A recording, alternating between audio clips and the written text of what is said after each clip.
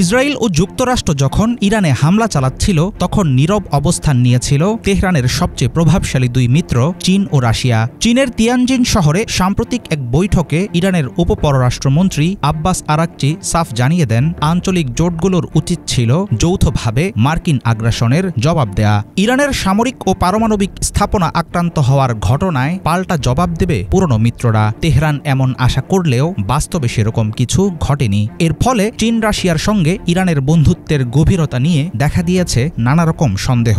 প্রশ্ন উঠেছে, আন্তর্জাতিক রাজনীতিতে তেহরান কি পাবে মস্কো ও বেইজিংয়ের সহযোগিতা?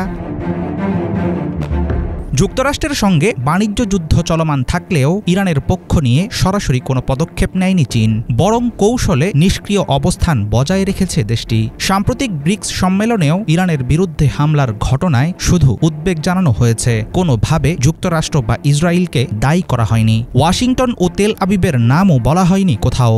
যুদ্ধবিরোধী অবস্থান নিয়ে আন্তর্জাতিক আইন মেনে চলার কথা বলেছে চীন, তবে কার্যত ইরানকে রক্ষা করতে এগিয়ে আসেনি বেইজিং। বিশেষজ্ঞ মতে এর মধ্য দিয়ে চীন স্পষ্ট করে দিচ্ছে, অন্যের সংঘাতে নিজেকে জড়াতে চায় না দেশটি। চীন ও রাশিয়ার সঙ্গে ইরানের সম্পর্ক অনেকাংশে অর্থনৈতিক ক্ষেত্রে সীমাবদ্ধ। ইরানের প্রায় 90% অপরিশোধিত তেল কেনে চীন।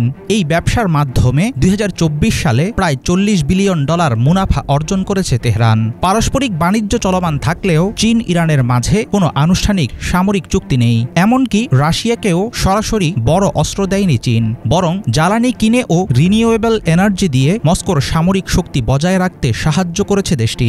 একইভাবে ইরানকে ক্ষেপণাস্ত্র তৈরিতে ব্যবহৃত রাসায়নিক পণ্য সরবরাহ করলেও দেয়নি উল্লেখযোগ্য কোনো অস্ত্রের চালান।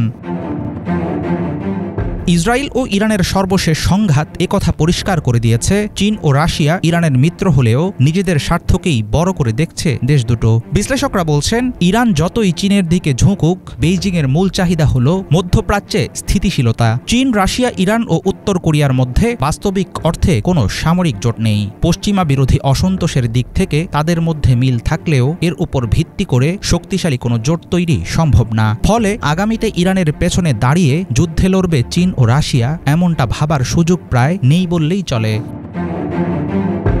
মধ্যপ্রাচ্যে সামরিক প্রভাব বিস্তারের বদলে যুক্তরাষ্ট্রের মোরলীপনার ফিরিস্তি তুলে ধরে নিজের ভাবমূর্তি গড়তে চাইছে চীন, এমনটাই মনে করেন বিশ্লেষকেরা। বিশ্বব্যাপী যুক্তরাষ্ট্রের সামরিক হুমকি ও দখলদারির বিরুদ্ধে দীর্ঘদিন ধরেই কথা বলছে বেইজিং, তবে সরাসরি ইরানের পক্ষে সক্রিয় অবস্থানে আগ্রহী নয় দেশটি। অন্যদিকে ইউক্রেনে যুদ্ধরত থাকায় যুক্তরাষ্ট্র বা ইসরায়েল জড়িত এমন কোনো সংঘাতে সরাসরি জড়াতে চায় না রাশিয়া। সব দিক বিবেচনায় বিশেষজ্ঞদের আশঙ্কা, পশ্চিমাদের বিরুদ্ধে আগামীতে ইরানকে একাই লড়তে হবে নিজের লড়াই।